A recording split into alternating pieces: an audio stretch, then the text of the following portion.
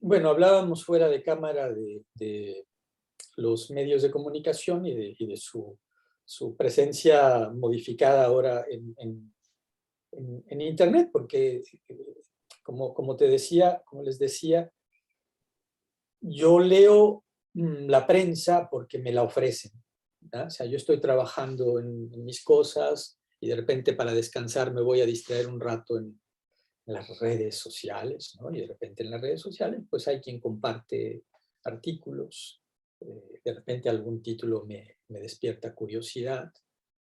No, por cierto, esos que se vuelven virales, que fastidian, que no veas, ¿no?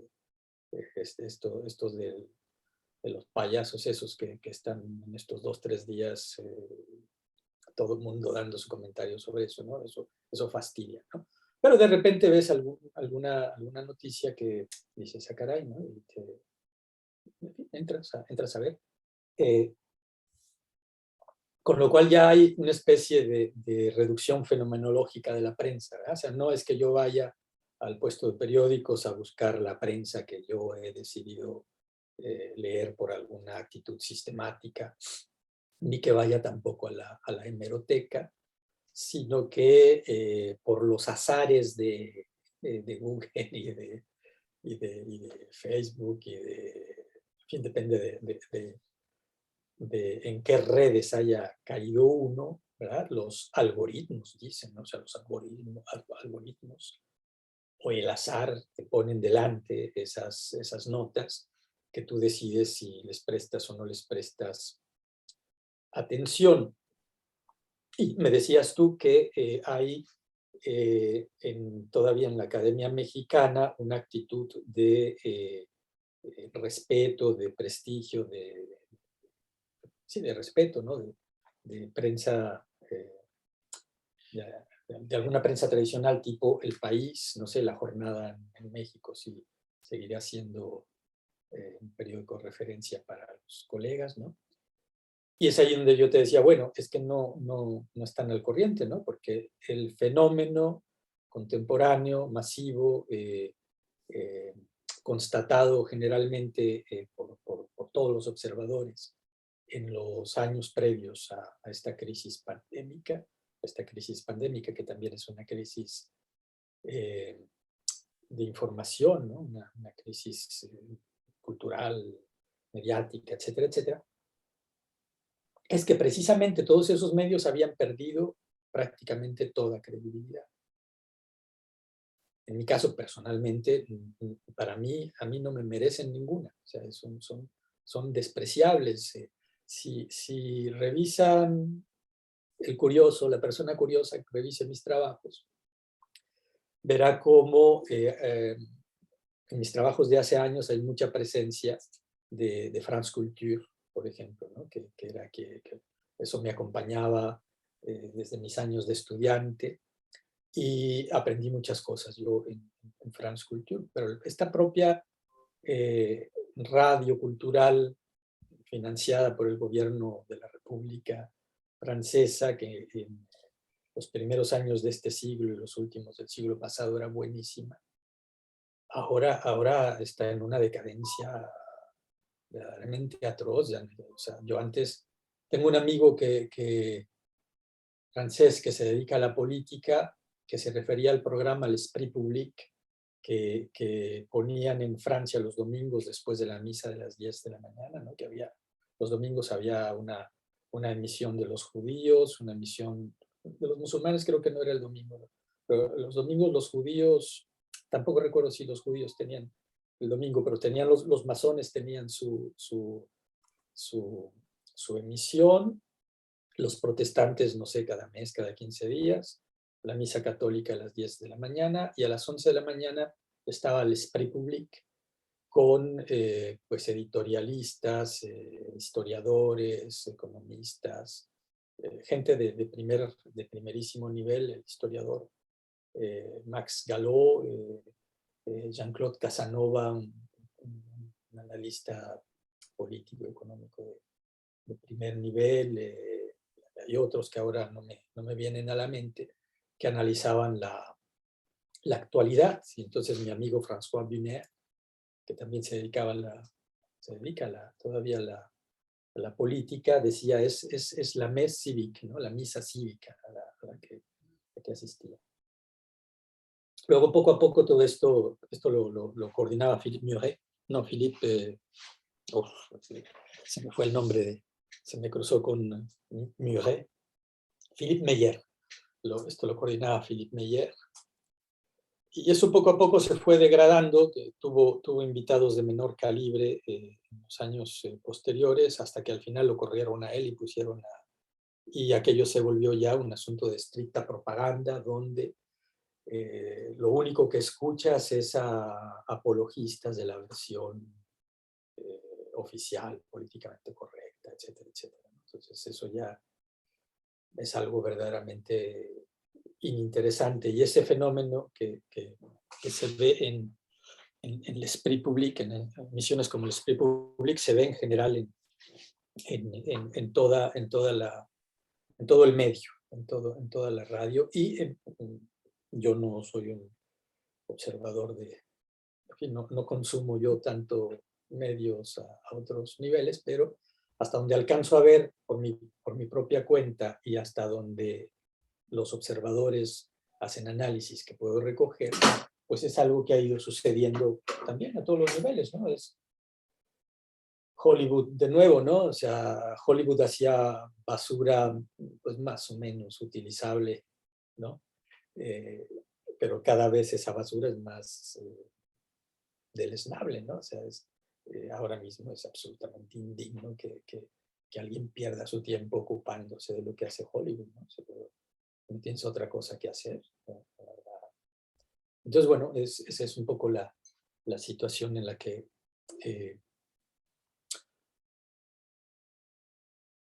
conectar esto con el seminario de Descartes.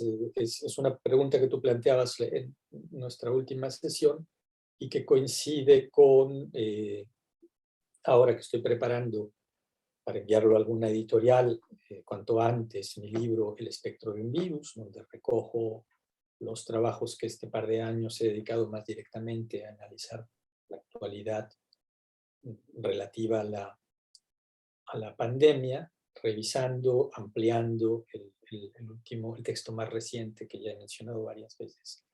Aquí, esa ciencia que se titula Esa ciencia que dicen y redicen que nos salvará, que escribí para los cuadernos de pesimismo y que, bueno, pues lo recojo en este libro, ampliándolo, justamente ampliando ese pasaje en el que es un pasaje ya de cierre, en el que recojo la parte de la sexta meditación donde Descartes dice, digamos que ya cierra el ciclo, ¿no? O sea, y el argumento del sueño, que es el momento más alto de la duda metódica en el discurso del método, aunque no lo sean las meditaciones metafísicas, tiene que recuperarlo en la sexta meditación, donde ya está recuperando el mundo, ¿no? Y en ese trabajo, pues muestro cómo pues esto tiene que ayudarnos a comprender precisamente el mundo en el que vivimos, porque estamos o sea, ellos mismos lo dicen con cierta, no lo sé, o sea, porque encima de nuevo son películas que ni he visto, ¿no? O sea, no sé qué parte vi yo de Matrix, ¿no? En la tele, una cosa, mientras sucedía, en fin, la vi, no la vi, ¿no? Porque además son películas de una calidad absolutamente indignas de que se las esté citando, ¿no? ¿Por qué hablas de una obra tan deleznable como Matrix? Bueno, pero en fin, resulta que este mundo onírico que están construyendo ellos mismos hacen su disque crítica en películas chafas como esa, ¿no? Y, sin embargo, pues el problema es bastante serio y este texto de Descartes te lo muestra muy bien, ¿no? O sea, cómo te das cuenta de que no estás soñando, porque en la realidad hay una coherencia y una continuidad que no se dan en los sueños, ¿verdad? bueno, pues resulta que la actualidad en la que se supone que el ciudadano bien informado vive, se describe muy bien como, citando pues ese pasaje de la sexta meditación de Descartes, donde Descartes rechaza los sueños, ¿no? O sea, si de repente aparece aquí alguien sin saber de dónde viene y desaparece sin que yo sepa a dónde se fue, entonces no pensaré que eso forma parte de la realidad, sino que creeré que eso forma parte del mundo de los sueños, porque en los sueños sucede eso, no hay coherencia, no hay continuidad. La realidad no es así, en la realidad hay coherencia y hay continuidad. En el mundo en el que viven los demócratas y los intelectuales y la gente culta y bien informada del mundo libre, ¿cómo son las cosas? Luego entonces esa gente, nosotros, si formamos parte del cuadro que vemos, como decía mi querido amigo Julio Figueroa, formamos parte del cuadro que vemos, ¿no? Entonces, ¿todo esto qué es? Es un sueño.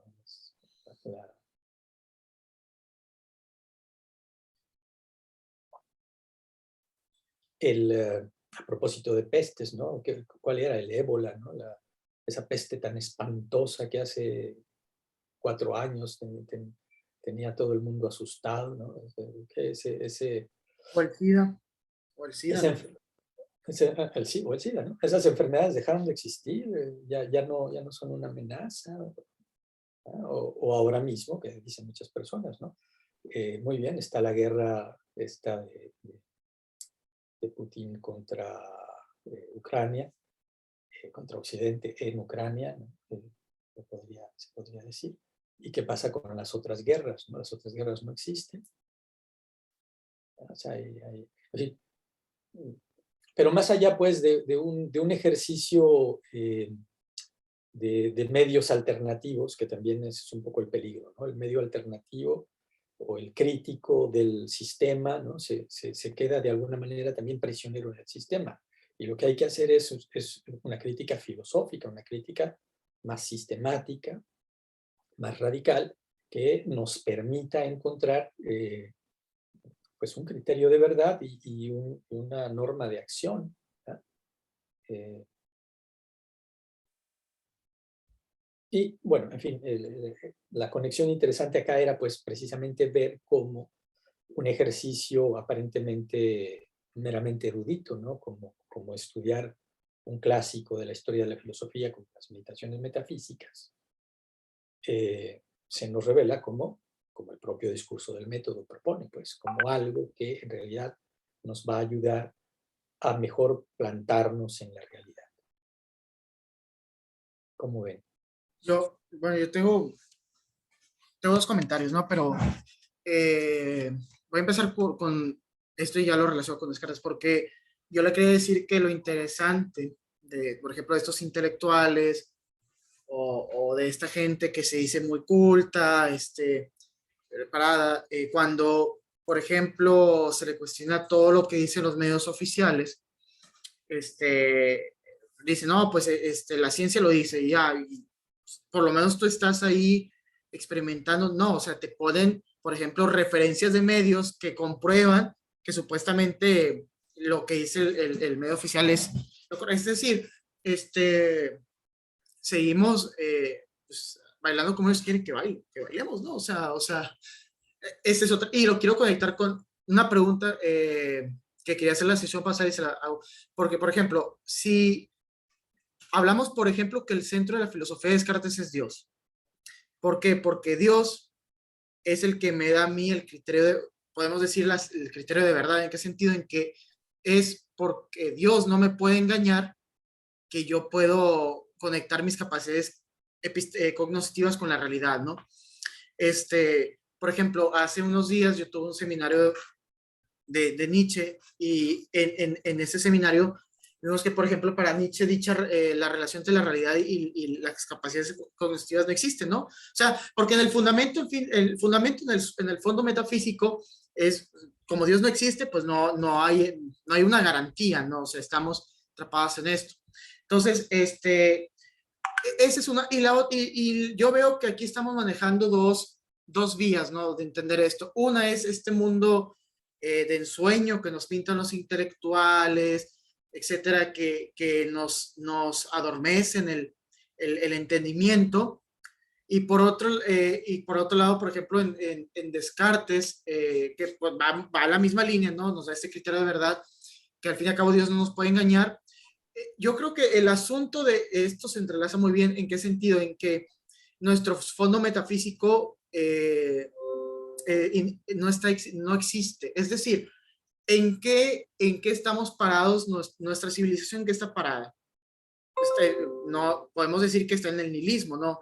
Parada en el nihilismo, y como no hay un posible criterio de verdad que sustente dicho puente entre mis capacidades cognitivas y la realidad, obviamente, es obvio que ya no hay un intento de comprender la realidad, sino más bien de cambiarla o de maniobrar como a uno se le venga la gana, ¿no?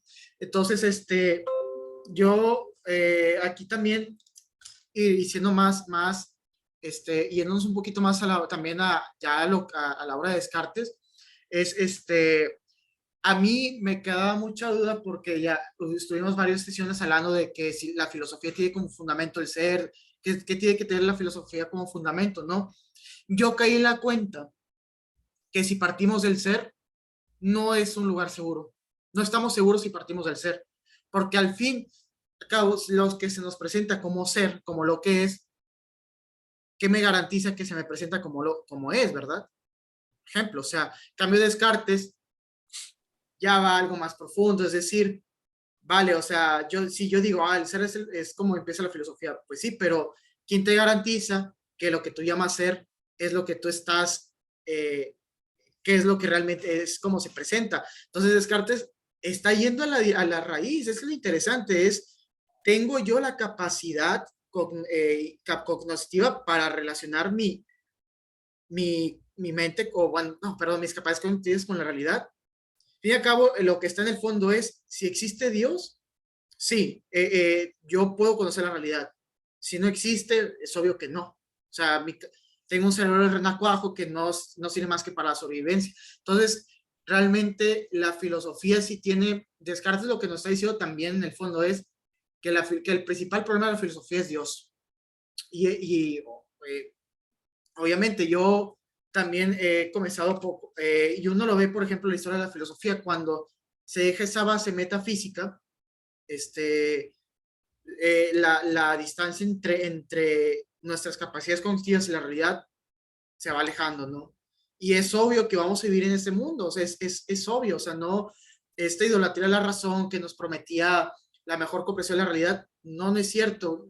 Creemos que manipulamos mejor la realidad, sí, pero la manipulamos a son de olvidar lo que es la realidad. Eso es lo que yo podría comentar. Así Sí, mira, es como precisamente con Descartes, el nuevo Parménides, volvemos a la situación que creó Parménides, porque, a ver, Parménides identificó ser, pensamiento y lenguaje. Y enseguida vino Gorgias, que separó ser, pensamiento y lenguaje, y Protágoras, pues, que propuso aquello de que el hombre es la medida de todas las cosas, ¿no? Entonces, justamente cuando el filósofo alumbra las cosas fundamentales, el sofista o el ideólogo se da cuenta de que sus posibilidades para mentir aumentan prodigiosamente en la medida en que pueda manejar esas cuestiones subterráneas, esos supuestos fundamentales, ¿no? Y lo mismo sucede, pues, en el caso del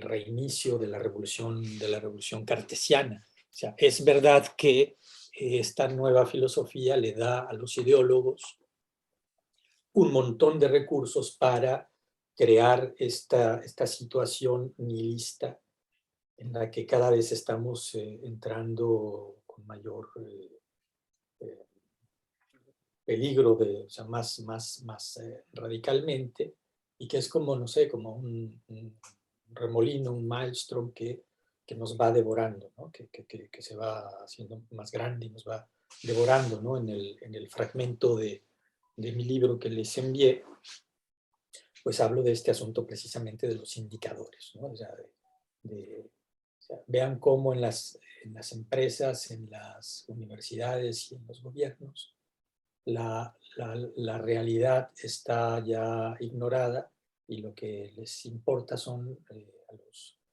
a los administradores de las empresas, de las universidades y de los países, lo que les importa son los indicadores. Es decir, la realidad ya no les importa, lo que les importa es un simulacro de realidad que además es un simulacro perfectamente maleable, porque, porque contra lo que ingenuamente creerían algunos, las matemáticas no están exentas de retórica, al contrario, o sea, las matemáticas, sobre todo a nivel de la estadística, se prestan con las estadísticas puedes hacer lo que quieras, pues, o sea, las cifras las puedes manejar como quieras y puedes maquillar la realidad.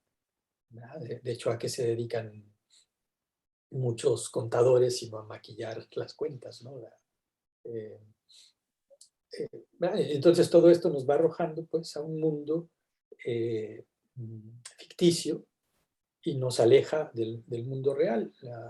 Y esto uno no se da cuenta, uno cree que todavía vive en el mundo real, ¿no? O sea, yo en mi carrera de profesor, cuando me empezó a afectar todo este asunto de la evaluación permanente, pues uno empieza a decir, pero están locos, que no se dan cuenta que es absurdo esto de que un investigador sea mejor porque publicó 3 artículos en un año en vez de haber publicado solo uno. Que tiene que ver, qué importancia tiene que sean 3 y no uno. Lo que verdaderamente importa es si el artículo es pertinente, ¿sí? Cuestiones cualitativas, ¿no? Y tú te empiezas a reflexionar pensando, es que son tontos, es que no se han dado cuenta, ¿verdad? Hasta que tú mismo caes en la cuenta de que eso que pasa con tu trabajo, que está entonces desrealizado y transformado en un valor, ¿no? Precisamente por eso Rémi Brague y Jean-Luc Marion critican esta ética de los valores, ¿no? O sea, porque el valor es como las acciones, ¿no? Los valores en la bolsa.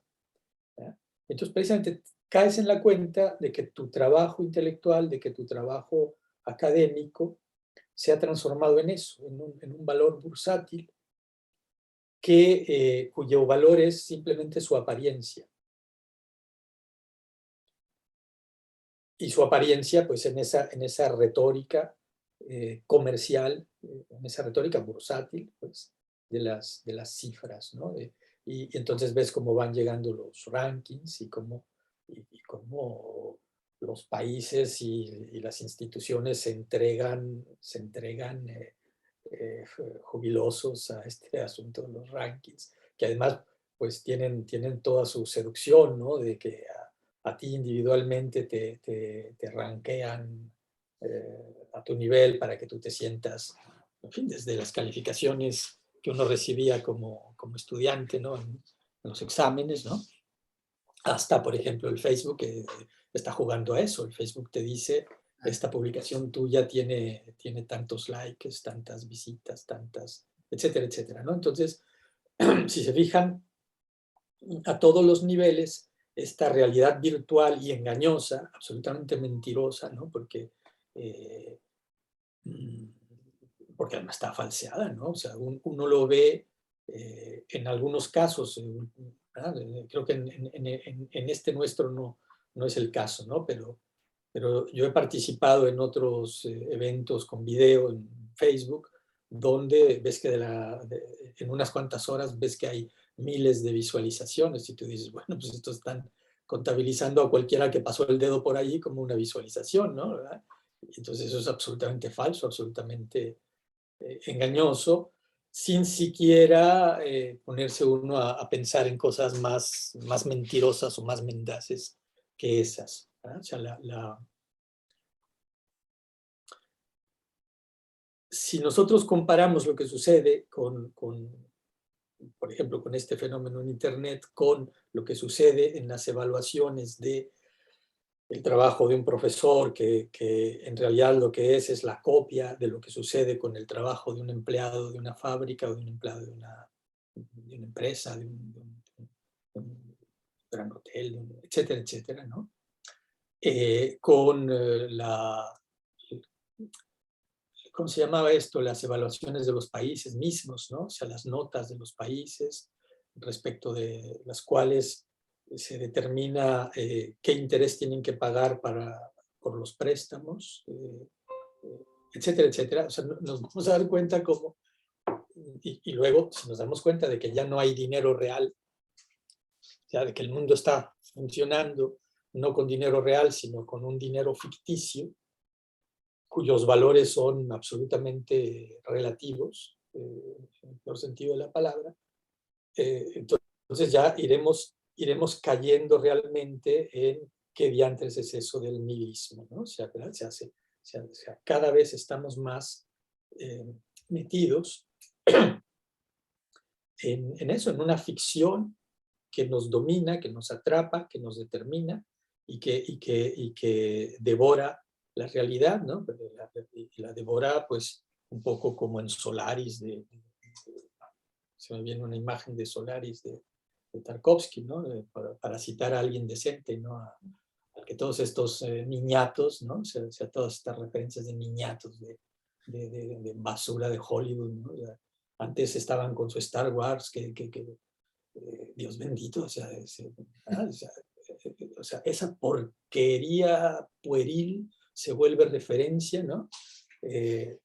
No he leído los libros del otro disque católico, ¿no? Pero también ahora, últimamente en mis vuelos me puse al día con su Señor del Anillo y también, o sea, su Señor de los Anillos es, yo no sé el libro que valga, pero sus películas son una puerilidad. O sea, ¿cómo se atreven a considerar eso una referencia cultural? Hablo de las películas, yo no sé si en el libro hay algo distinto, ¿verdad? Pero las películas son basura pueril, pueril. Como si no hubiese otros productos culturales, por ejemplo Tarkovsky, de muy otro nivel que uno tendría que estar haciendo referencia, porque si nuestra época produce solo cosas pueriles, para eso sirve la tradición, ¿no? Y hay cosas que no son pueriles hechas en el pasado, en la gran época del cine o en la gran época de la literatura, que nos permiten analizar y pensar nuestro tiempo, ¿no? Y como estos autores que les decía recién, sí, bueno, ya, si estás en un avión y no tienes ganas ni te van a dejar leer porque aquello está, ¿verdad? ¿Qué vas a hacer? Bueno, mira, pues ponte a ver esto para ver por qué diantres están hablando todas estas gentes cultas en torno tuyo de esto como si fuera la gran cosa, ¿no? A ver, fíjate, a ver qué es, ¿no? Igual autores como Michel Onfray, como estos que estaban en la antología esta de la sopa de Luján, etcétera, etcétera. Bueno, sí, de repente vamos a asomarnos para ver qué hay allí, ¿no? ¿Ya? Pero o sea, eso sí, es algo que tienes que hacer, asomarte para ver qué es. Pero si te dejas atrapar por eso, entonces ya estás perdido. O sea, ya el genio maligno te atrapó, porque eso, o sea, tienes que tener el contrapeso, porque si no, es como, me viene a la mente, les hablaba de France Culture, algo que no, hace muchos años que no escucho, la Vicom, no es la Vicom Elba, esa desapareció. Hay una periodista estupenda, Sonia Kronlund, que tenía un programa, no recuerdo ahora el título, ¿no? Pero era, en fin, con su equipo de grabación, y ya se metía, por ejemplo, entre las prostitutas, ¿no? Y entre las prostitutas encontró una vez un dominico que las asistía, ¿no? O sea, que iba allí a donde estaban ellas, haciendo su trabajo para ver qué podía hacer con ellas, ¿no? Pero este dominico, antes de hacer eso, como era hombre y tiene carne, ¿verdad? sea, tenía muchas horas de oración antes de ir a tratar de rescatar lo que pudiera de estas pobres mujeres, ¿no? ¿Ah? Porque si con el pretexto de también hay que tomar en cuenta esta dimensión de la realidad, ahí vas, ¿verdad? O sea, es ignorar la flaqueza del propio ser humano que está siendo solicitada al nivel de los apetitos carnales, en el caso de la prostitución, a nivel yo qué sé, ¿cómo se llama eso? Del morbo moral, en el caso de los titulares amarillentos, ¿no? Que también eso, si yo me la paso todo el día consultando titulares amarillentos, ¿qué va a pasar con mi vida intelectual? Etcétera, etcétera, ¿no? O sea, ese genio maligno mediático es un verdadero oponente, que es el que está creando ese nihilismo, que es como un maelstrom que nos está eh, absorbiendo. ¿Cómo te defiendes de esto? Pues plantando muy bien tu vara, tu pilar en la realidad, ¿no? Y vuelvo al caso de este dominico, ¿no? O sea, ¿cuál es la realidad? Pues Dios. ¿No? Si tú te apoyas en Dios, pues puedes eh,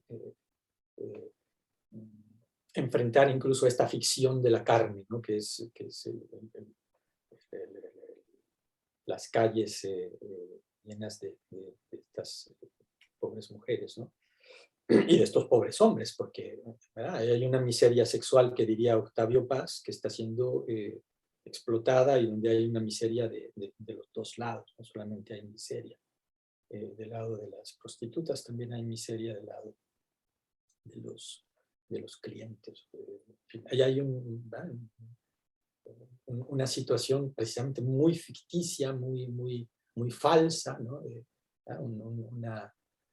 Una falsa satisfacción, una falsa relación, etcétera. Habría que hacer toda una fenomenología de eso, pero regresando al término de análisis, ¿no? ¿Cómo se defiende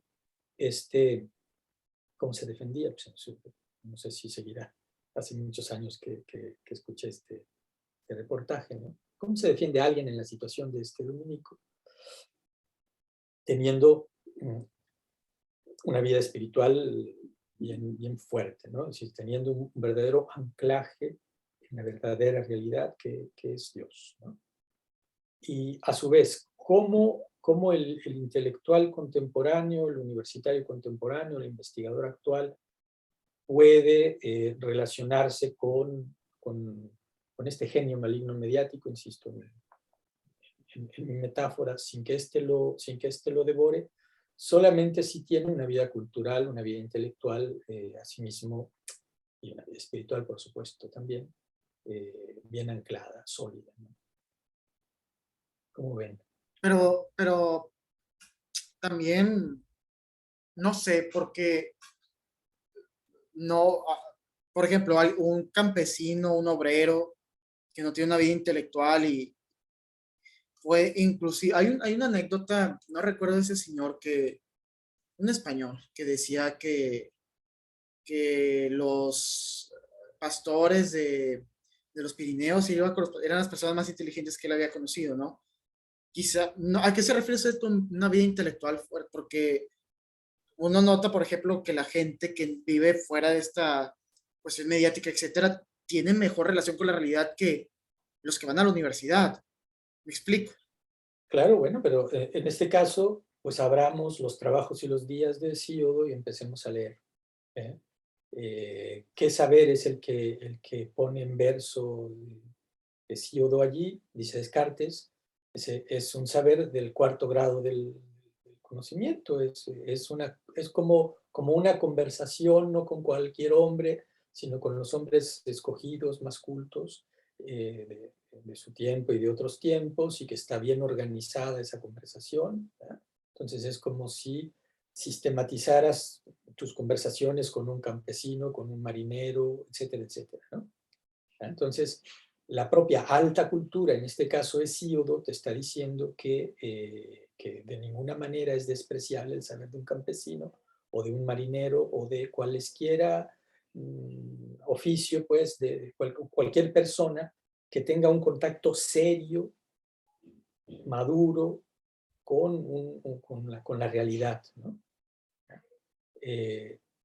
Y bueno, precisamente esa gente tiene una vida intelectual en la medida, el albañil que aunque no sea arquitecto, tiene que levantar una casa que no se caiga, porque si se cae la casa que está levantando ya no le van a contratar para, ¿verdad? Entonces él tiene que resolver realmente el problema práctico que tiene cuando decide si a ese muro le pone o no le pone castillos, etcétera, etcétera, ¿no? O sea, son personas que están en diálogo, en contacto con la realidad.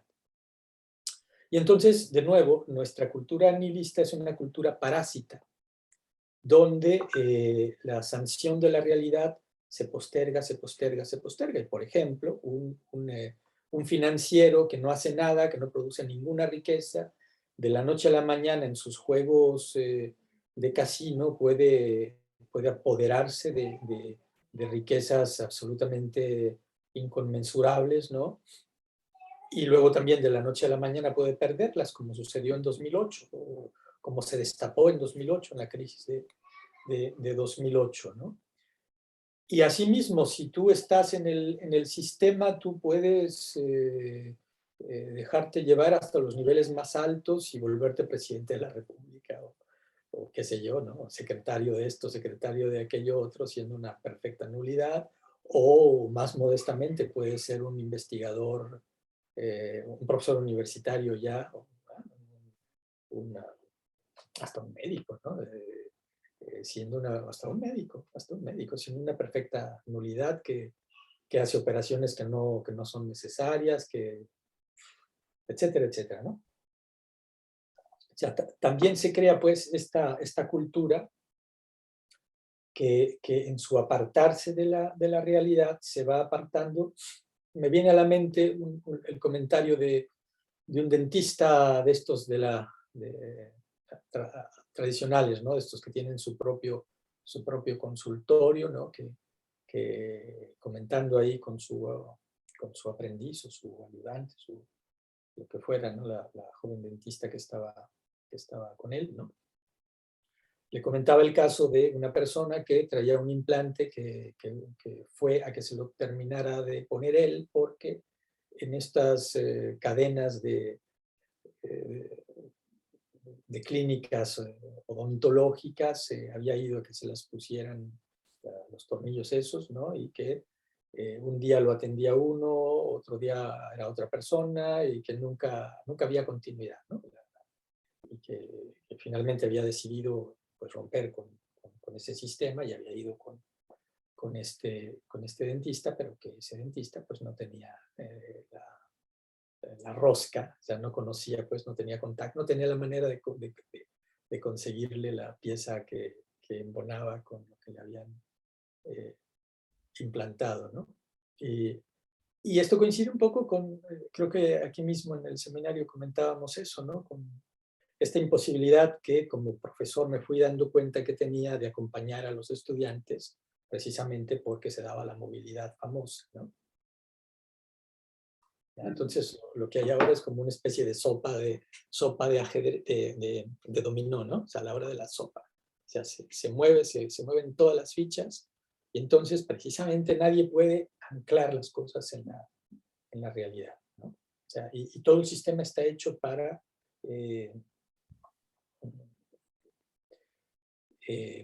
no sé, por ejemplo, para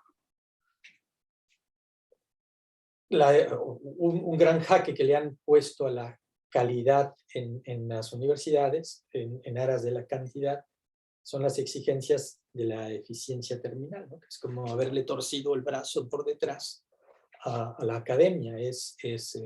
Si no me titulas tal porcentaje de estudiantes, te voy a considerar a ti una mala academia, ¿no? ¿Cuál es el resultado de esto? Pues que las academias se ven obligadas a titular a mansalva. Y entonces ya les importa un bledo si el estudiante merece o no ser titulado. El asunto es que si no lo titulas, te estás metiendo autogol, porque entonces Si tú lo repruebas, te estás autorreprobando. Si tú lo aplazas, te estás autoaplazando. Entonces se crea todo un sistema absolutamente desquiciado y alejado de la realidad, donde lo que mandan son los indicadores, lo que manda son las estadísticas.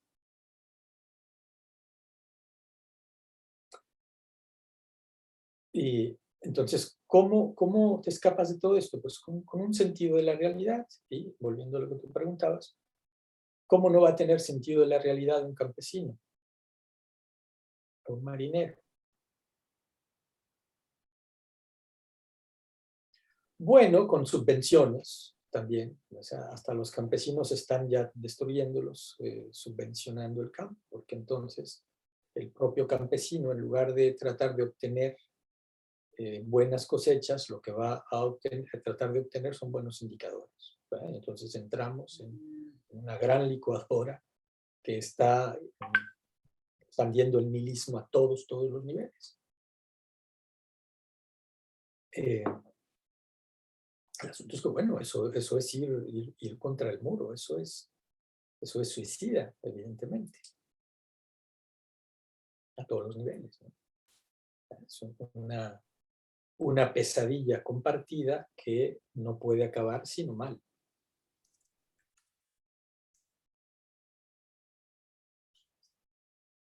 ¿Cómo te sales de eso? Bueno, pues el libro más reciente de René Brach en lengua española, a ver si lo tengo por aquí, que me lo acaba de mandar, pues nos propone algo, ¿no? Ese es el nuevo. En español, Las anclas en el cielo. No era. No El es. el nuevo en francés, que también es viejo en alemán, es Après l'humanisme, ¿no? Pregunta, este libro de, ¿cómo se llama? Remedios medievales, yo pensé que era el más nuevo. ¿No es ese? ¿Cómo? Remedios ¿Cómo? medievales no era el más nuevo, en español. Bueno.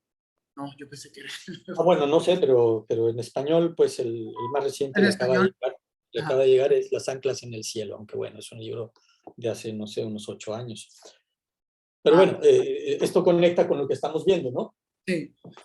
¿Cómo escapar al nihilismo plantando muy bien tu ancla, digamos, ¿no? O sea, para que la tempestad no se lleve tu barca, necesitas anclarla. ¿Y dónde la vas a anclar? En el cielo. Es decir, lo que recién decíamos, ¿no? La realidad, pues es Dios. O sea, lo real, sustancial, es Dios, ¿no? Y esto, de nuevo, nos remite al corazón de las meditaciones metafísicas, donde tengo que corregirte. O sea, hay que precisar, pues, los 2 primeros principios de la filosofía en Descartes son correlativos, ¿verdad? O sea, el yo soy, yo existo, que es el primero desde el punto de vista del orden de las meditaciones, ya me da acceso a una realidad que es la mía propia, contra lo que dicen los fenomenólogos, ¿no? O sea, contra Husserl y compañía, ¿no? Ahí ya hay una realidad yo, y por lo tanto ya hay una verdad que es la de mi existencia. Yo soy, yo existo. Pienso, luego soy. ¿Verdad? O sea, no es nada más pienso. No. O sea, hay constatación de esta intimidad del pensamiento, de este límite de lo que Husserl llama reducción fenomenológica, pero al mismo tiempo que tocas el límite, es como en la piscina, ¿no? O sea, te hundiste en la duda, tocaste el límite y el suelo, pues, tocaste el suelo de la piscina. ¿Cuál es el suelo de la piscina? Desde el punto de vista nociológico, en un primer momento yo, porque hay una existencia de la que ya puedo estar absolutamente seguro, mientras la tengo delante, una existencia de hecho, que es la mía. Interrogando esta existencia de hecho, me doy cuenta de que más profundamente todavía hay una existencia de hecho y de derecho, que es la de Dios. Y entonces tenemos, en el caso del cogito, tenemos que hemos recuperado ya la verdad, pero a nivel del entendimiento presente. Todo esto es muy importante para luego la objeción del círculo. Y profundizando, calando pues en Dios, ya puedo estar yo seguro también de la memoria. ¿Ya? O sea, el genio maligno puede o no puede engañarme cuando yo sumo 2 más 3. El texto de las meditaciones metafísicas es ambiguo a este respecto. ¿Cómo hay que interpretarlo? De la siguiente manera. O sea, si tú atiendes al pensamiento matemático 2 más 3, no te puede engañar. Pero si tú atiendes a la posibilidad de que te engañe, tú dejaste de atender al 2 más 3 y atendiste a otra cosa que es la posibilidad de que él te engañe y tu fragilidad.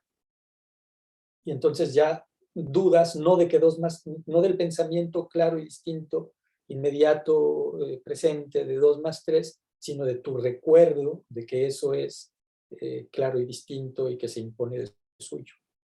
¿Ya? Aquí es donde luego se va a dar la confusión del argumento del círculo. ¿Verdad? O sea, aunque no sepamos que Dios existe, las verdades claras, las ideas claras y distintas se imponen de suyo, son, como dirá luego Spinoza, la verdad es prueba de su verdad. O sea, la verdad se manifiesta a sí misma.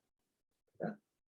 Pero como yo no soy Dios, yo no lo veo todo de golpe, sino que yo veo, pone Descartes la metáfora de la cadena, ¿no? Hay una cadena que es la realidad, o sea, una concatenación de hechos, de realidades, de sustancias, de atributos y de modos de estos atributos. En esta concatenación de lo real, de la creación, pues yo veo 3 eslabones a lo sumo. Y cuando veo el cuarto eslabón, el primero ya no lo veo. Y cuando veo el quinto ya no veo ni el primero ni el segundo. ¿Verdad? O sea, mi atención, la deducción que él llama intuición en movimiento, pues es muy limitada, muy fragmentaria. Y entonces yo solamente podría tener pues muy poco, prácticamente se reduciría al cogito y a las verdades matemáticas más simples, lo que yo podría conocer a este nivel, ¿no? Sin demostrar la existencia de Dios y con la existencia de Dios, pues el buen orden que hay en todo y en mi propia naturaleza cognitiva, en las facultades que Dios me ha dado para conocer y en la memoria. Entonces, es la memoria la que me permite a mí conectar. Y entonces, justamente, porque ¿cómo sé yo que no estoy, ¿verdad? Si anoche soñé algo que a mí me resultó muy vívido y yo creía que estaba en una situación distinta de la que estoy, incluso que era, pues, o alguien, sí, o un niño, un anciano, un médico, un ingeniero, ¿verdad? Uno puede soñar unas cosas muy disparatadas, ¿no? ¿Cómo sé que al despertar, cómo sé que lo real es esto de ahora que estoy despierto y no lo de ese sueño que era tan vívido como, pues, porque mi vida de despierto tiene continuidad, coherencia, y aquello no, aquello, anoche soñé que era yo ingeniero y dentro de, qué sé yo, 3, 4 meses soñaré que soy un niño, un anciano, yo qué sé, ¿no? ¿Cómo ven?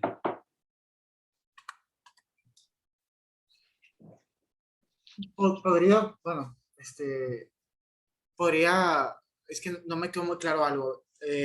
Por ejemplo, estas verdades, por ejemplo, matemáticas del 2 más 2 es igual a 4, es que yo lo he interpretado así, quizá yo me he equivocado, no. Ni siquiera la suma de 2 más 2 es igual a 4. Si, por ejemplo, mi entendimiento no es apto para ello, no lo puedo dar como seguro. ¿Me explico? ¿Por qué? No sé si lo entendí bien. ¿Por qué, si no he demostrado antes la existencia de Dios, porque ese 2 más 2 es igual a 4 si es algo verídico? No sé si me explique. Sí, porque ahí no hay mediación, ¿verdad? O sea, cuando tú haces, o sea, por eso es muy importante dudar, porque entonces estás pensando, aunque tu pensamiento sea la duda, o sea, tu modo de pensar sea la duda, estás pensando. No estás nada más hablando de pensar, sino que estás pensando, ¿no? Que es un poco los dos niveles en los que nos movemos en el ejercicio de la filosofía, ¿no? No es lo mismo pensar que hablar sobre pensar. Ujú. Son dos cosas distintas, y en las facultades de filosofía se hace sobre todo esta y rara vez se hace esta otra, ¿no? Entonces, cuando tú realmente estás pensando, no puedes pensar otra cosa, sino cuando piensas en ello, sino que 2 más 2 son 4, no puedes pensar otra cosa. Eh, puedes, o sea, Leibniz daba también el ejemplo del movimiento más rápido de todos, o el círculo cuadrado, ¿verdad? O sea, hay una ficción de pensamiento, pero realmente no estás pensando. O sea, tú puedes jugar, autoengañarte, porque te colocas pues en un nivel vago de pensamiento, no en el pensamiento claro y distinto. Y tú te puedes figurar, puedes fingir que piensas el círculo cuadrado. Pero si pones atención a lo que estás diciendo, verás que no puedes pensar el círculo cuadrado. ¿Verdad? Entonces vamos precisamente al argumento, al llamado por Kant argumento ontológico. O sea, el ateísmo pues es de este orden. Tú puedes pensar que Dios no existe, pero eso que dices no tiene ningún sentido, y si tú te detienes a pensar, pues vas a darte cuenta que no lo puedes pensar. Entonces simplemente estás en este embrollo, eh, fingiendo que piensas, pero estás en una especie de remedo de pensamiento, no estás pensando. Entonces, cuando tú piensas y llegas a este nivel de atención, no puedes pensar sino lo que se te impone a este nivel, que en el caso de las matemáticas es inmediato, ¿verdad? Entonces, tenemos que regresar a la clasificación que hace Descartes de las ideas entre ideas Adventistas, inactas. Ajá. y ficticias, ¿no? Entonces, las ficticias y las adventicias te hablan de algo distinto de ellas. En cambio, las innatas no tienen esa duplicidad, por lo tanto no hay mediación, por lo tanto no se puede dudar de ellas, salvo precisamente cuando ya media la memoria. Entonces, porque 2 más 2 son 4, pero 2 más 2 más 7 más 14 más 18 más 24, ve tú a saber cuánto sea. Entonces, en lugar de 2 eslabones, pusimos 4 o 5 eslabones, y ya me rebasó. Tengo que estar muy atento como un buen tendero, ¿no? Para darte la suma de las cantidades que acabo de enumerar. Y esa atención, pues hay que ejercitarla, un buen tendero, ¿verdad? Entonces, en aritmética, el individuo común, la persona común y corriente, ve 3 eslabones y el tendero ve 7, ¿no? De un solo golpe, porque él ha ejercitado su atención, ¿no? Entonces, igual el metafísico, el filósofo que hace filosofía primera, tiene que ejercitar su atención para ver más eslabones de la cadena. Pero sobre todo hay que resolver no solo el primer principio de la filosofía, sino fundamentalmente el segundo, que es segundo en el orden de las meditaciones, pero primero en el orden de las razones. Eh, hay una superación fragmentaria del escepticismo en este nivel de la fenomenología, precisamente, ¿verdad? En este terreno que es el que luego va a explotar la fenomenología. Pero de lo que se trata no nada más es de quedarme encerrado en mi recinto íntimo y no mediatizado, pues, y por lo tanto indudable o indubitable de los hechos de conciencia, como luego les dirán, ¿no? Sino, bueno, la realidad. Entonces, mi propia realidad y fuera de mi propia realidad, que ya los fenomenólogos ni ahí quieren llegar, ¿no? Y sobre todo la realidad de Dios. Eso es lo que permite a Descartes enseguida recuperar el mundo. Pero entonces, el cogito y Dios son correlativos. Y gracias a estos dos principios de la filosofía es que puedo recuperar la realidad.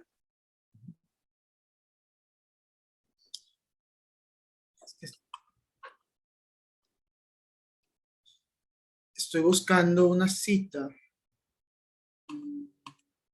Es que también va con otra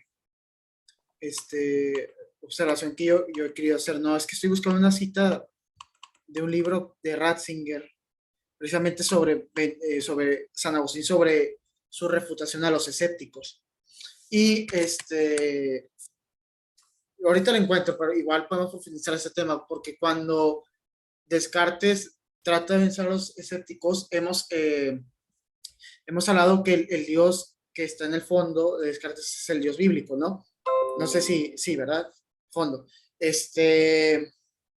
Hay posturas como la de Gilson que dice que no, que es muy distinto al Dios de San Anselmo, que San Anselmo y otra cosa. Y también Agustín trata de refutar a los escépticos. Al fin y al cabo lo que dice ahorita igual lo cito mientras usted me puede ilustrar un poco más. Lo que Agustín vence a los escépticos realmente con la fe. Es decir, la garantía por ejemplo, de la fe es la que da al entendimiento lo que puede decir sí a la realidad. En Descartes, ¿es por la pura luz natural de la razón o si hay ahí, digamos, intervención digamos, de la fe católica? O esa sería mi pregunta. No sé si sea claro o no. Igual ahorita busco la cita, es interesante, pero me gustaría saber usted qué piensa al respecto. Bueno, lo primero sería precisamente matizar lo de San Agustín, porque el cogito, el primero en encontrarlo es San Agustín, precisamente en su debate con los escépticos. ¿Ah? O sea, no puedo dudar de que estoy pensando y por lo tanto no puedo dudar de que existo. No me acuerdo yo la formulación, pero eso ya está en San Agustín. El cogito ya está en San Agustín. Solo que, bueno, San Agustín está en su papel, él es un obispo, Sí, no es claro. un... aunque él hace un gran pensamiento y una gran filosofía, él no está preocupado por sustituir ni a Platón ni a Aristóteles. Él está en otras cosas y se sirve pues del platonismo fundamentalmente, de la tradición cultural que está a su alcance, se sirve para su gran pensamiento religioso, y al hacerlo lo hace originalmente, creativamente, ¿no? En algo que, bueno, justamente dada la dimensión y la profundidad y el alcance de su obra, todo eso pues tiene que seguir siendo trabajado. Yo lo conozco también fragmentariamente. Que en el caso del cogito no es algo que yo me haya encontrado estudiando a San Agustín, evidentemente, es algo que eh, estudiando a Descartes, pues he ido a ver en San Agustín y he constatado que sí, efectivamente, ahí está. Entonces no te podría decir, no he hecho ese trabajo, pues cómo es que eso lo encuentra San Agustín, ni qué lugar tiene en su Eh, desarrollo intelectual, ¿no? sí, es contra los escépticos y en Ciudad de Dios también lo estoy tratando de buscar la cita, nada más permíteme encontrar dónde está. Pero entonces justamente lo que hay que observar es que en el propio San Agustín ya está ese momento en el que la luz natural de la razón vence al escéptico. Sin que, por otro lado, San Agustín tenga la necesidad que tiene Descartes de deslindar la luz natural de la luz sobrenatural. Cosa que reencontraremos en Pascal. Pascal tampoco. O sea, Pascal, bueno, sí, en el prefacio al Tratado del Vacío hace una clasificación muy clara de los distintos órdenes de competencia, pero luego en su meditación, pues él trabaja en todos los registros, ¿no? En los tres que ahí distingue la experiencia, el entendimiento y la autoridad, ¿no? La tradición, la fe.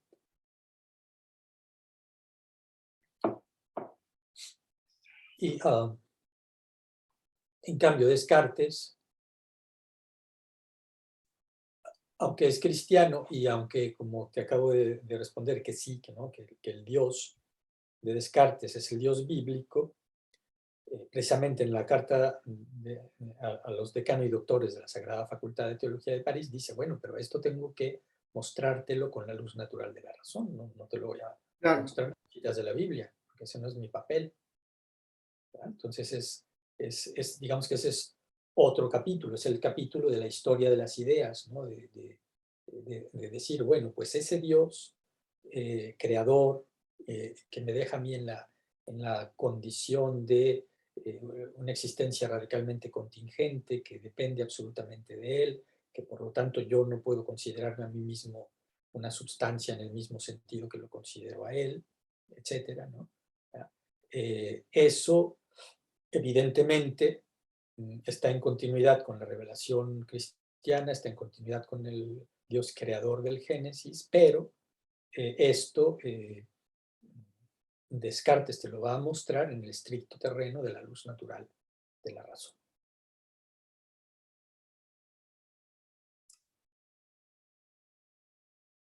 Alguien le sopló, alguien le dio la pista, pues, que es su cultura católica, ¿verdad?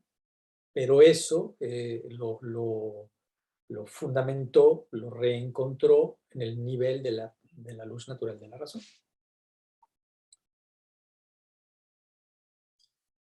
No, sí, claro. Sí, claro, claro. O sea, una cosa es, como usted dice, o sea, si vamos a hacer, por ejemplo, una tesis de investigación sobre las ideas, podemos encontrar sus influencias, pero ya una cosa es lo que se Descartes, pues precisamente para ello, ¿no? No, me queda claro, vaya, porque ya encontré la cita aquí de Ratzinger, pero ya queda más citarla, donde, por ejemplo, a diferencia de Agustín, uno lo lee en Agustín, no, o sea, Agustín termina por afirmar que el intelecto, que, por ejemplo, el cogito ya está en San Agustín, sin embargo, para superar el escepticismo no se tiene que quedar ahí, tiene que dar un salto, a cierto punto va la fe para que ilumine el entendimiento y poder conectar con el mundo, en Agustín, ¿no? ¿Ah? De hecho, igual al rato sí encuentro, digo la cita, ¿no? Pero en Descartes, si bien está el Dios de la fe ahí, no tiene que dar digamos que no usa sí, sí está la fe ahí, las cuestiones teológicas están ahí, pero es con la pura base natural de la razón. No tiene que recurrir en sí a la fe. No. Lo que él te está proponiendo, en principio, dice, es válido para turcos y para cristianos.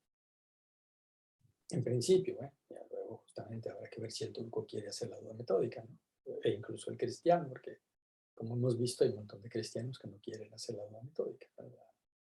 Pero en principio eso es válido para cualquiera que quiera pues hacer pensar pues con rigor, con toda la atención que las meditaciones requieren.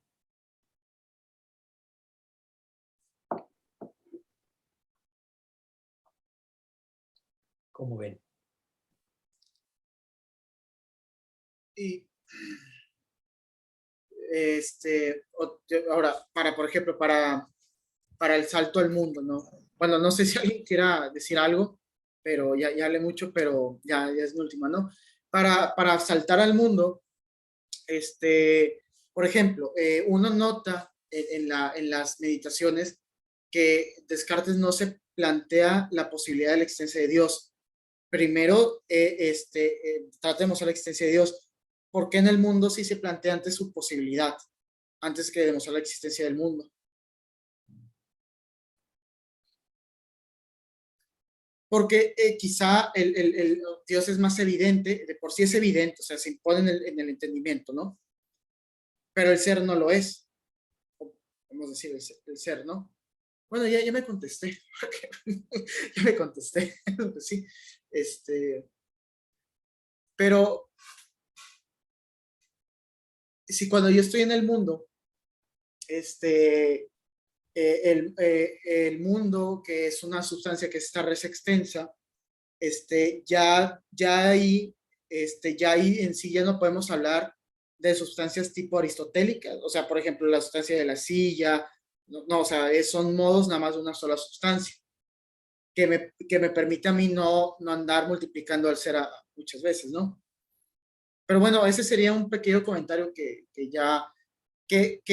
quizá, y es ahí donde también me queda una duda, doctor, porque si bien Descartes es un realista, el modo de que pues es Dios el que me fundamenta la realidad, y si hablamos propiamente del ser en el sentido de la res extensa, podríamos ahí hablar, es pregunta, ¿no? Relativamente de un cierto nominalismo, de que no existe como tal la sustancia silla, tal, sino son modos particulares de ser de una sola sustancia, ¿no? No. Sí, sí, sí. A ver, o sea, Descartes propone ya para la res extensa lo que luego Spinoza va a poner como espejo, como reflejo para la res cogitans, ¿no? Quitando él lo de res y poniéndolo de atributo, ¿no? Entonces, hay una sola res extensa, su atributo es precisamente la extensión, y luego hay un montón de modos de esa res extensa. De tal forma que para el físico no hay una distinción esencial entre un cuerpo y otro, entre un cuerpo animal, digamos, entre yo y mi gato, yo y mi perro, yo y mi familia, ¿no? O en un salón de clase, pues todos los que estamos allí en ese salón de clase, pues somos un conjunto una porción de la materia que está interactuando, ¿no? O sea, como mi brazo, pues son huesos, son músculos, son tendones, son sangre circulando, impulsos nerviosos circulando. Entonces, desde el punto de vista de la física, ahí no hay más que una sola res, que es la res extensa.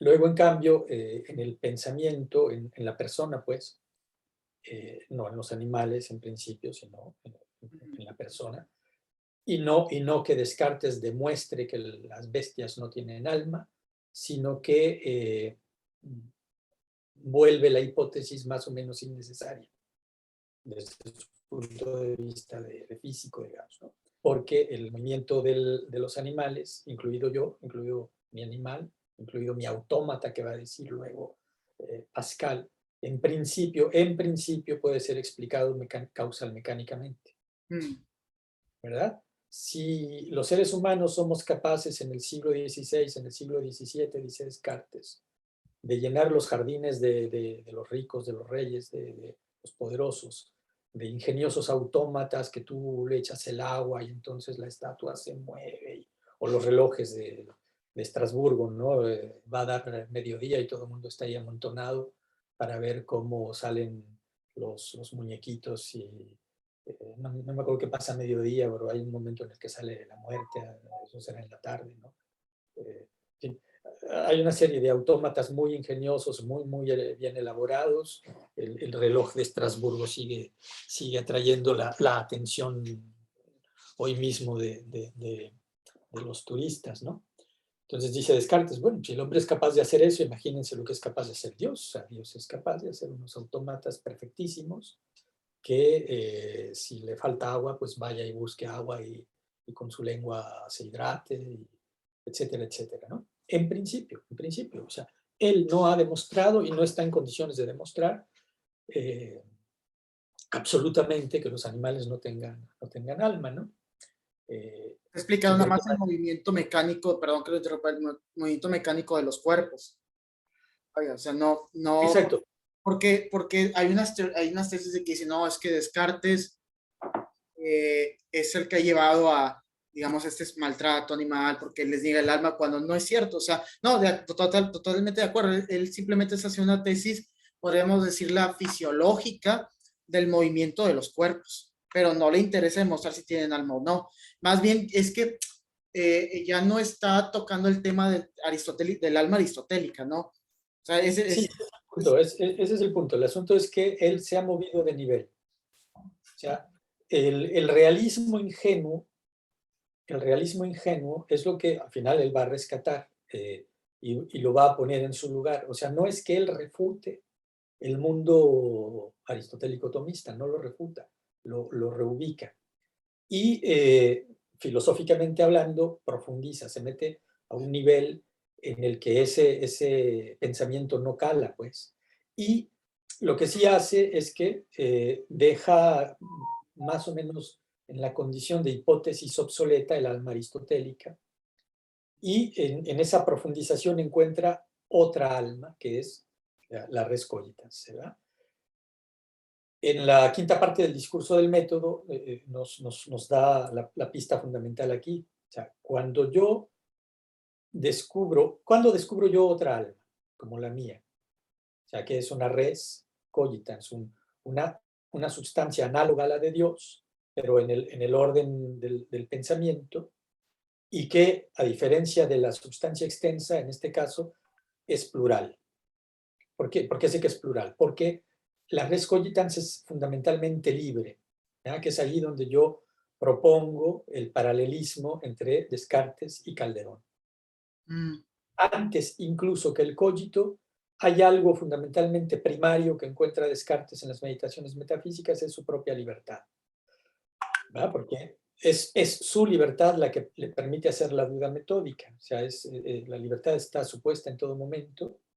Y frente al genio maligno, incluso antes de llegar al cogito, le queda todavía la posibilidad de suspender el juicio, de abandonarse a un escepticismo total, ¿verdad? Es como lo que su mentor le recomienda a Segismundo en La vida de sueño, cuando Segismundo, encima trabajado por la droga que le hacen beber, es incapaz de distinguir cuál de las dos realidades, porque además ni siquiera hay sueño ahí, ¿no? O sea, son dos realidades separadas por una droga, ¿no? Que es cuando está encerrado en harapos en una torre y cuando está en la cámara real, en el castillo, en el palacio, dando órdenes a todo mundo, ¿no? Entonces, ¿qué le dice el personaje de su mentor en La vida de sueño? El bien no se pierde ni en sueños. Claro. La libertad, la libertad de optar por lo bueno. Entonces, es esa dimensión en la que cala también.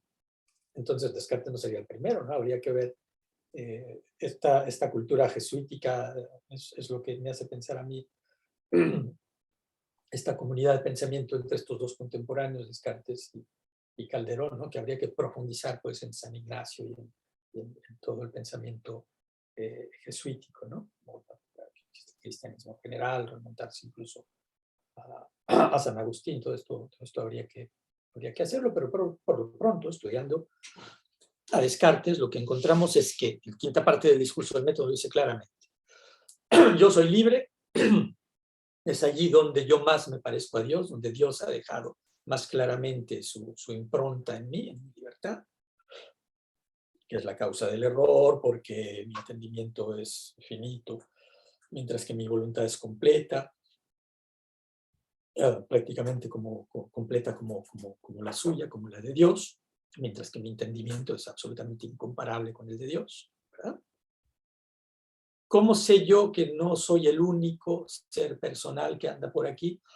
Precisamente cuando descubro la libertad del otro, cuando descubro que el otro no es un autómata, Claro. cuando el otro no puede ser explicado causal mecánicamente. Que esto lo vemos ahora, Descartes habría estado muy divertido, ¿no? Con el chat en línea, con las llamadas. ¿Verdad? Ahora mismo estamos rodeados de robots por la cibernética y bueno, o sea, es más o menos fácil darse cuenta de que bueno, por teléfono pues está la voz robótica, ¿no? En las grabaciones y en el chat, donde en principio te podrían engañar, pues basta con intercambiar 2 o 3 frases para que te des cuenta de que es un robot el que está que está hablando contigo, porque no hay libertad, no hay espontaneidad, no hay, ¿verdad? Entonces, ¿cuál es la sustancia de la res cogitans? Es ante todo la libertad. Y resulta que libres somos un montón, ¿verdad? Entonces hay una pluralidad de almas en este sentido. Y encontrar esto en un perro, por hablar del animal que nos es más cercano, o en un gato, ¿no? Los delfines estos que, los chimpancés, ¿no? Pues no es tan evidente, ¿no? No es tan evidente. De nuevo, el Internet está lleno de grabaciones que te harían pensar, ya, bueno, pero en fin, tú te pones ahí a grabar ensayos, hasta que parece que el animal está haciendo algo espontáneo, pero de nuevo estamos en un mundo ficticio que quiere ocupar el lugar del mundo real, y la persona que realmente, el campesino, que tiene experiencia de los animales, no se traga el cuento, mientras que el citadino, que apenas si tiene experiencia de los animales, pues le pueden tomar el pelo, haciéndole creer que los delfines hablan, esas cosas. Por supuesto. Sí, porque se queda una especie nada más de puro mecanicismo, pero se olvidan de la dimensión, podríamos decir, personal, racional en serio, o sea, porque a veces, fíjese que lo racional ha quedado reducido a lo mecánico, cuando va más allá de eso. Todas esas ideas son este encuentro con las ideas eternas, inclusive, ¿no? Va más allá de eso. Pero yo sí, ahí sí me hace algo ruido, ¿no? El mecanicismo no podría realmente estar, el mecanicismo cartesiano no podría estar cerca de los proyectos baconianos. Hay una evidente influencia. El asunto es que, no obstante que la haya, la influencia, no por eso vamos a reducir a Descartes a la condición de discípulo de Francis Bacon. Eso sería absolutamente ridículo, ¿no? O sea, Bacon es un ideólogo, Descartes es uno de los más grandes filósofos de la historia de la filosofía, y evidentemente las utopías baconianas, aunque conecten con el proyecto cartesiano, pues están rebasadas, ¿no? Esto que había en Bacon, que nos lo reencontramos en Descartes, en Bacon es la pieza principal y prácticamente toda la sustancia de lo que hay en él. En Descartes es una pieza más de un pensamiento mucho más complejo, mucho más profundo, ¿verdad? Donde precisamente, es lo que he subrayado yo en mis trabajos, hay un matiz que no hay en Bacon, ¿no? Que es el cómo. Vamos a ser comme maître possesseur de la nature, ¿verdad? No vamos a ser, como dicen algunos trasnochados, ¿no? Hay un filósofo alemán exiliado en Francia que afirmaba que ya vivíamos en un mundo donde se había realizado esto de hacernos como dueños y señores de la naturaleza, ¿no? De hacernos dueños y señores de la naturaleza, ¿no? Espérate, bueno, en fin, recuerdo ese porque lo decía muy, muy literalmente.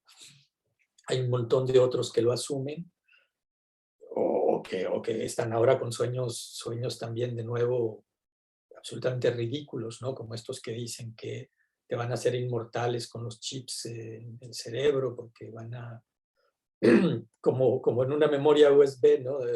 Te llevas tu información de este aparato a otro aparato, así te dicen que van a hacer con los cuerpos. Y hay precisamente, recuerdo ahora, una conversación entre Michel Onfray y no me acuerdo quién más, que estaban hablando de esto como si fuera algo serio, ¿no? Entonces, Sí, los famosos transhumanismos, ¿no? Los famosos claro. transhumanismos. Bueno, en fin, hablan en serio de una inmortalidad cibernética, bueno, como hablaban ya en los años anteriores de inteligencia artificial. O sea, eso es un oxímoron, no hay inteligencia artificial ni la habrá nunca, si tú sabes lo que es la inteligencia.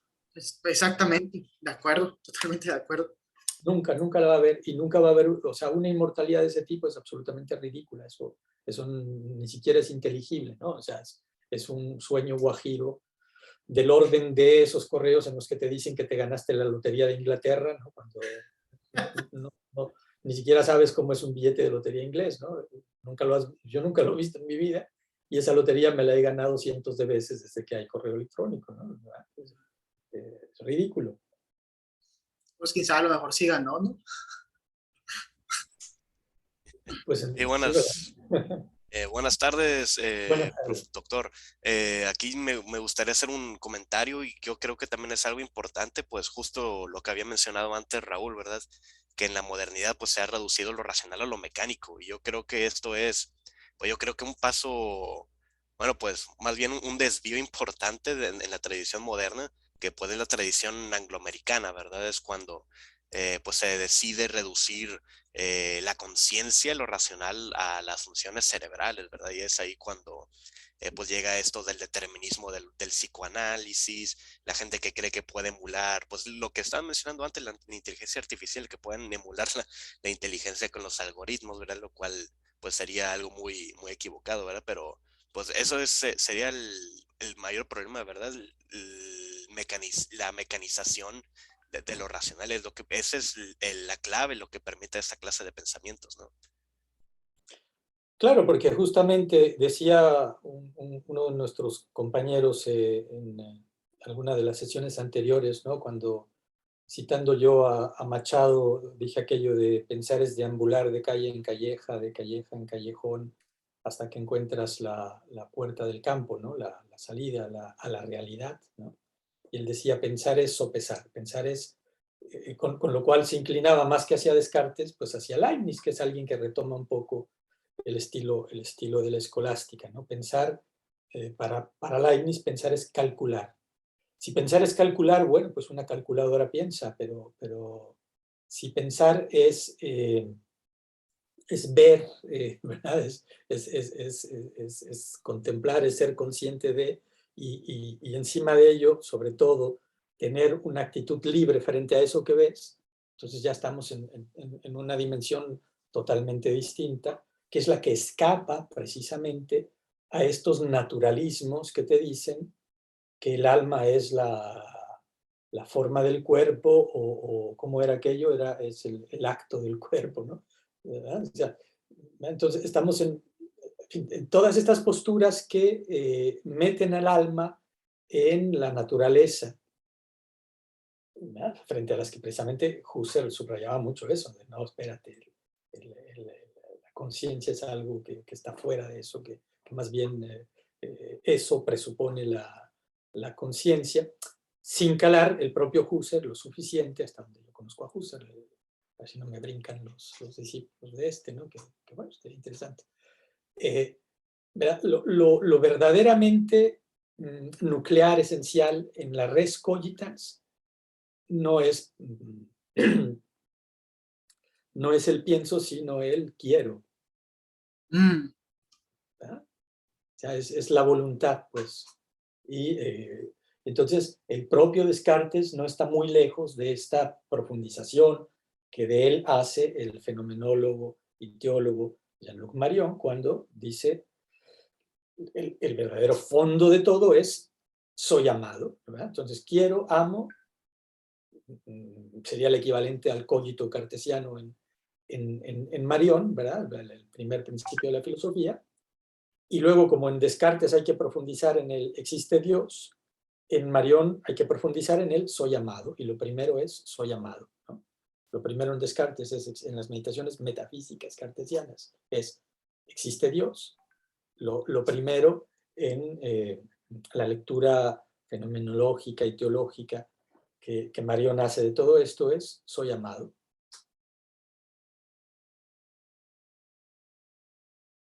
¿No? Que es en el fenómeno erótico, ¿no? Es lo que propone Marion, en una obra muy original, muy profunda, muy sugerente, que evidentemente corrige a Descartes gracias a Descartes, ¿no? Profundiza todavía más en Descartes gracias pues, al trabajo cartesiano, cosa que Marion sería el último en querer ocultar, ¿no? ¿Cómo ven?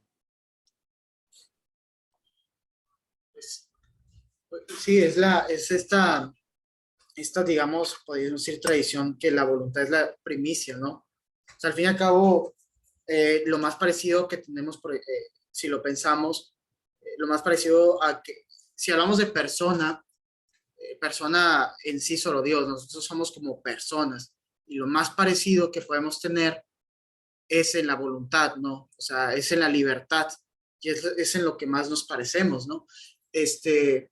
Obviamente está la cuestión racional, como es, o sea, como aquel que piensa verdades eternas, no solamente como una especie de computadora, no son verdades que van más allá de lo raciocinio, de lo mecánico, de saber manejar una herramienta, porque también el chimpancé sabe manejar un martillo, ¿no? Y entonces ahí van todos a creer que todo está en el cerebro, que nosotros hemos sido víctimas, ¿no? Por ejemplo, que pensar que todo está en el cerebro, de que sí, el cerebro es puede ser una parte fundamental en cómo funciona nuestro cuerpo, pero no está ahí, no es totalmente ahí donde está la inteligencia. Por ejemplo, el chimpancé también tiene cerebro, la ballena tiene cerebro, y el chimpancé sabe usar una herramienta, sí, pero no, y puede ser análogamente inteligente, ¿no? Listo, en usar martillos, pero eso no es la inteligencia. Eso no es la inteligencia humana profunda con la cual nos relacionamos más. Y eso está relacionado con la voluntad, precisamente, ¿no? Entonces, tiene que ver con... Fíjese qué interesante que en Descartes se puede reafirmar la persona. Claro, lo que les iba a decir, que de nuevo cito a García Baró, Miguel García Baró en Descartes y Herederos, donde hace esta observación pues, muy pertinente de que Descartes describe su hallazgo con el lenguaje de la escolástica y que si hubiese tenido el lenguaje pues, por tanto tiempo, por más de un siglo trabajado por la fenomenología, podría precisar mucho más, ¿no? Bueno, pues justamente él dice que ahí encuentra una res cogitans con el lenguaje de la escuela, pero podríamos decir que no, más bien hay que decir que lo que encuentra es el núcleo de la persona, ¿no? El recinto más íntimo de qué, de la persona, donde el pensamiento es absolutamente fundamental, pero lo más esencial es la libertad. La condición de persona, pues, la espontaneidad, la capacidad de decir sí, de decir no, de amar o de, no, o de negarse a amar, de dejarse amar o de negarse, no dejarse amar, ¿no? Hablando ya en el plano en el que Marión pone eso. Entonces sí, o sea, entre los grandes personalistas, es así, si sacamos pues el término personalismo de la corriente específica de Mounier y compañía, ¿no? Y lo vemos en su verdadera amplitud, pues el padre del personalismo es o San Agustín o Descartes, ¿no? Porque también, no sé, los personalistas a veces me congestionan un poco, pero terminan también por, no sé, oscurecer más de lo que pueden, me parece a mí, terminar, ¿no? Pero sí, al fin y al cabo, volvemos a lo mismo, fincamos el inicio de la filosofía en Dios, no en el ser. Y es ahí donde se descubre lo importante de la voluntad para reafirmar la persona, o sea, el cogito, o sea, la persona, y sus capacidades para relacionarse con el otro, ¿no? Que sea una relación verdadera, no una relación como la que actualmente tenemos, ¿no? Como no hay un desorden en el fondo, es de dominio mecánico sobre los otros, pero no es una forma realmente profunda, verdadera de relación con el otro. Es que precisamente, perdona que te corte, precisamente allí hay uno de los grandes libros sobre Descartes, lo escribió uno de los grandes personalistas, Octave Hamelin, Hamelin con H, ¿no? Octave Hamelin. Y Octave Hamelin le hacía a Descartes el mismo reproche que luego Husserl también le hará, y es que encontró el cogito, o sea, encontró pues, el núcleo de lo que somos, pero dice Hamelin, lo pensó, y repite Husserl, lo pensó según el modelo de la cosa. Y este reproche habría pues que detenerse a ver si Descartes es culpable o no de este reproche. Yo pienso que no, aunque efectivamente utilizó el lenguaje que haría pensar en esto, ¿verdad? Res cogitans. Pero bueno, si este reproche se le puede hacer a Descartes, sobre todo se le puede hacer a lo que está antes de Descartes, ¿no? Sobre todo se le puede hacer a Aristóteles, a Porfirio, etcétera, etcétera, y bueno, pues también a la escolástica, ¿no? O sea, la escolástica piensa lo que soy, lo que somos, según el modelo de la cosa, con un naturalismo, pues, que hace que el alma forme parte del árbol de Porfirio, para decirlo en una sola, con una sola imagen, ¿no? Y lo que precisamente Descartes posibilita pensar radicalmente es eso que los fenomenólogos le reprochan, no, de nuevo, con esta misma ambigüedad que subrayábamos en la corrección que le hace Marión. Efectivamente, bueno, si tú estás corrigiendo a Descartes cuando dice cosa pensante, porque cosa no es otra cosa, es una cosa distinta de la cosa, ¿no? Es una persona, no es una cosa, ¿verdad? O sea, lo que él descubre no es una cosa pensante, pues una computadora, ¿no? Si entendemos por pensar, pues esta impropia imagen de lo que es el pensamiento como conexión de informaciones, ¿no? Cálculos, etcétera, etcétera, ¿no? Entonces, no es cosa pensante, es una persona, ¿verdad? Bueno, ¿y quién te permitió que te dieras cuenta de eso y que te dieras cuenta de que tienes que hacer todo un trabajo en el ámbito de la metafísica para pensar esta no cosa, ¿no? O esta más que cosa, o esto más profundo que las cosas que de pronto se te revela ante el pensamiento riguroso, ¿verdad? Y eso pues Descartes es un hito fundamental en este proceso, ¿no? Hay un libro de Jacob Rogosinski, Le moi et la chair, creo que por aquí tengo una copia de ese libro, que, entre otras cosas, nos ofrece una muy buena síntesis de este asunto y especialmente de todo lo que Jean-Luc Marion ha propuesto, analizado al respecto. Creí que lo había puesto aquí, pero no. Es que una biblioteca se mueve. Bueno, pero, por ejemplo, hay ese libro, Le moi et la chair, que se supone que yo lo iba a traducir para Antropos, pero que es uno de tantos proyectos que se nos quedó ahí en el tintero. No es Le moi et la chair, es...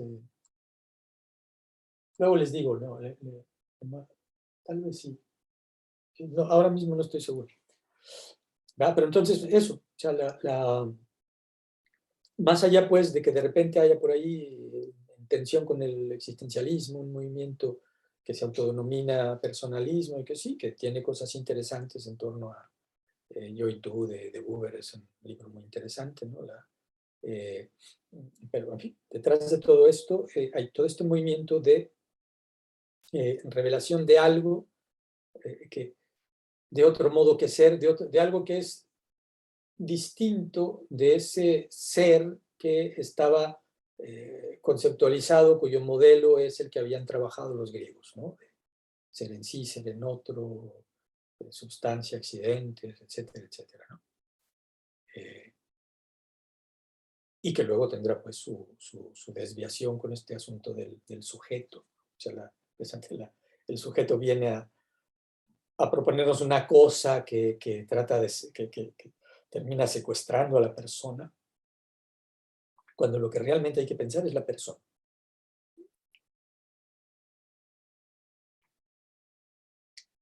Y eso es lo que fundamentalmente descubre ahí Descartes, y lo que falsea Fichte, pues, cuando lo que nos dice es que yo soy un yo empírico, ¿no? Que soy una mera ilusión, y que lo que realmente hay que pensar es eso que, estando detrás de mí y de los demás yoes empíricos, dice yo, a través de todos los yoes empíricos, que no son sino ilusiones, digamos, ¿no? O sea, fíjense, se apropia del cogito y lo niega, ¿no? Ujú. A la manera de Spinoza, pero al servicio de un sujeto, ¿no? Entonces, pero ese sujeto es una cosa, ¿no? O sea, no es una persona que se relacione con personas. En fin, el verdadero descubrimiento de la persona, y ese descubrimiento es lo que lo que hace de Descartes un pensador radicalmente más profundo que toda esta tradición que dice que Descartes lo echó todo a perder, ¿no? Sí. Pregunta, bueno, yo sí le quiero preguntar un poquito más personal, ¿no? Porque usted tuvo trato con Miguel Ayuso y con toda esa escuela tradicionalista, ¿no? No hubo mucho estas riñas con ellos en ese aspecto, o disputas. No, o sea, hablamos y pues es gente muy, muy, muy seria, muy educada, ¿no? Yo estaba ahí sobre todo para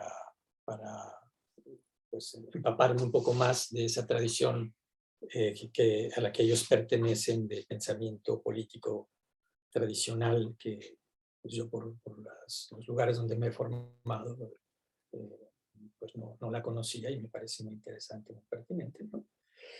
Y yo claramente les dije, bueno, ustedes me atraen mucho, pero miren, yo creo que con Descartes están equivocados. Ellos me escucharon muy amablemente y eso es todo, ¿no? Mm, Porque es que, no sé, Miguel Ayuso no se dedica a esto. Miguel Ayuso se dedica a pensamiento político. ya. Todo el pensamiento metafísico ellos lo dan por sentado, o sea, lo heredan. Y yo creo que ahí hay un gran problema, no solo con ellos, sino en general en muchos pensadores, eh,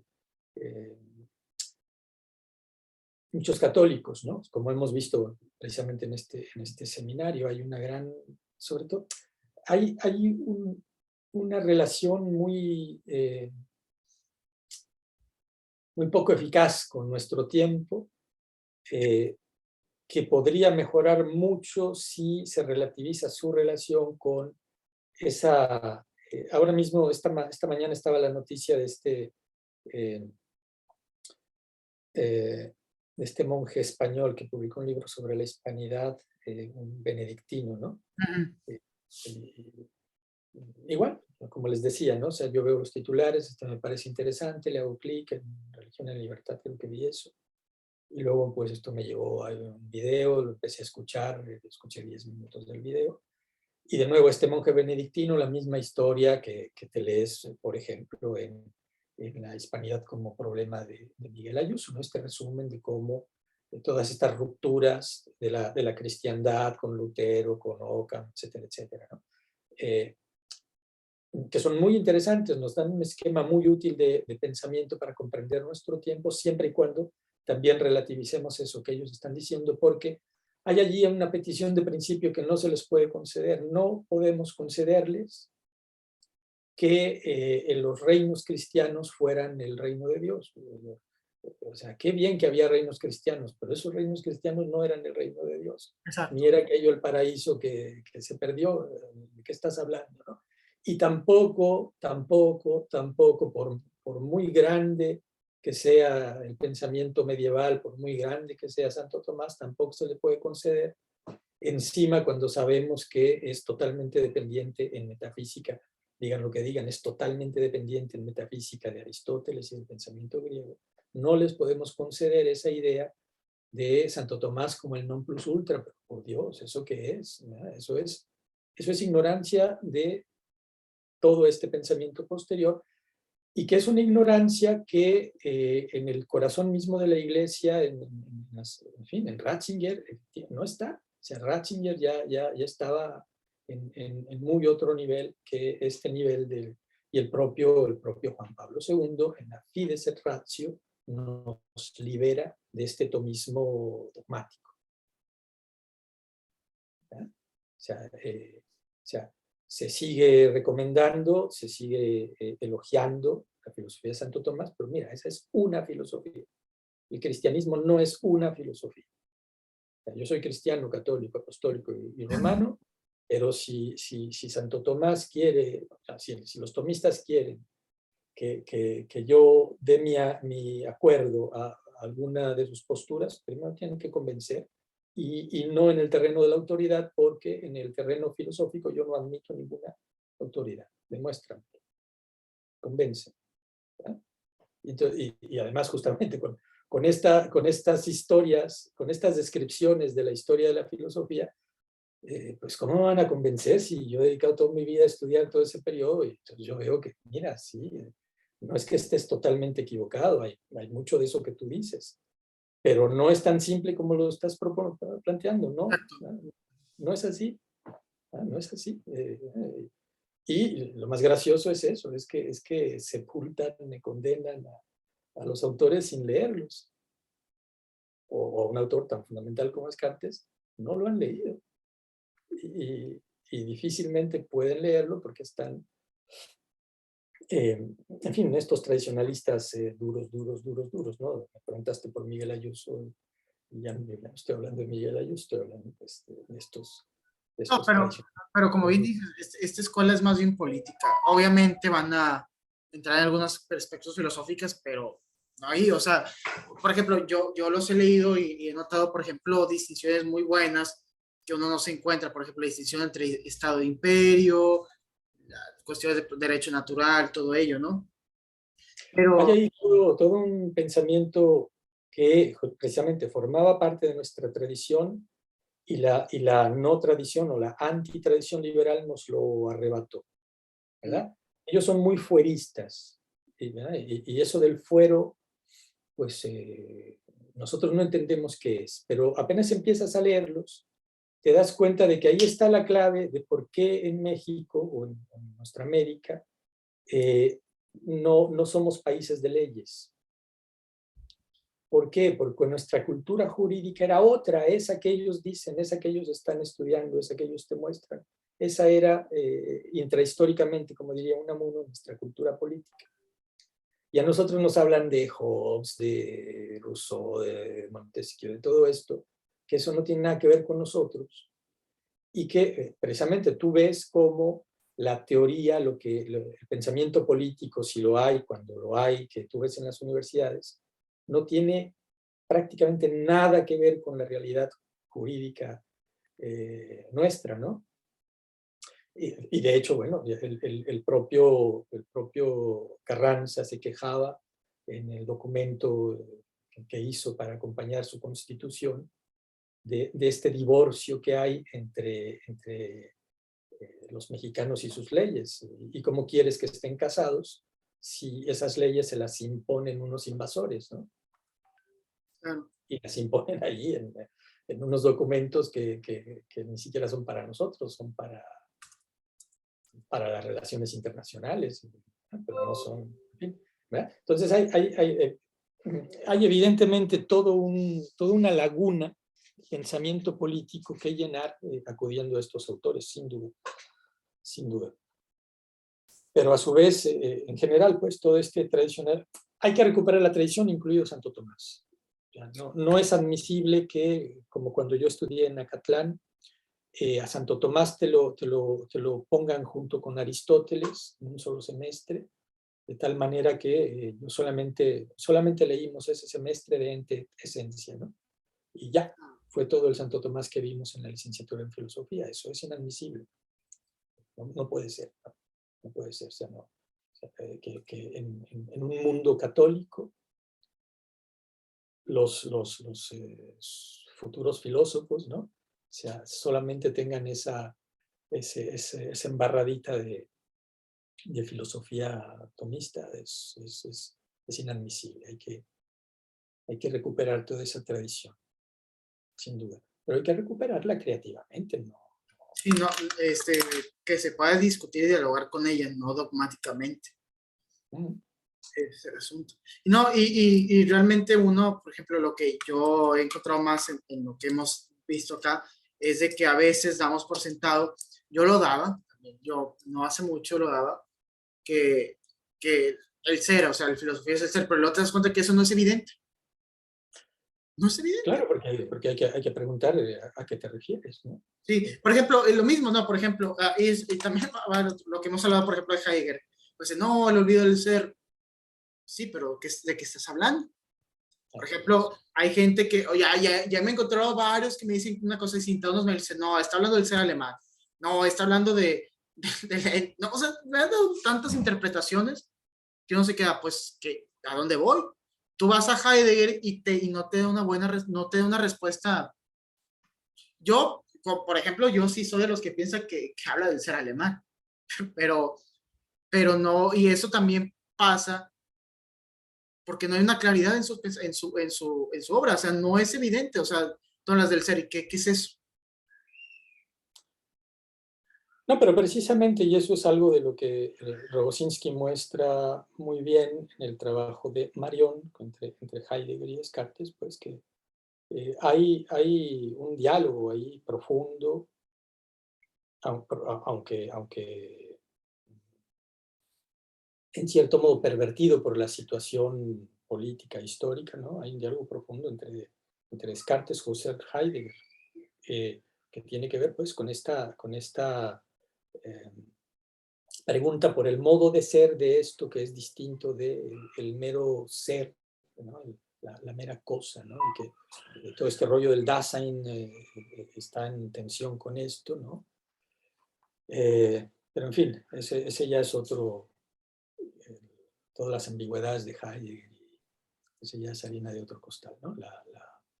El, precisamente el planteamiento claro y distinto pues arraiga Descartes. Pero ya aquí ya son las 8:19 y entonces me tengo que ir despidiendo y pues ahí le retomamos la próxima sesión.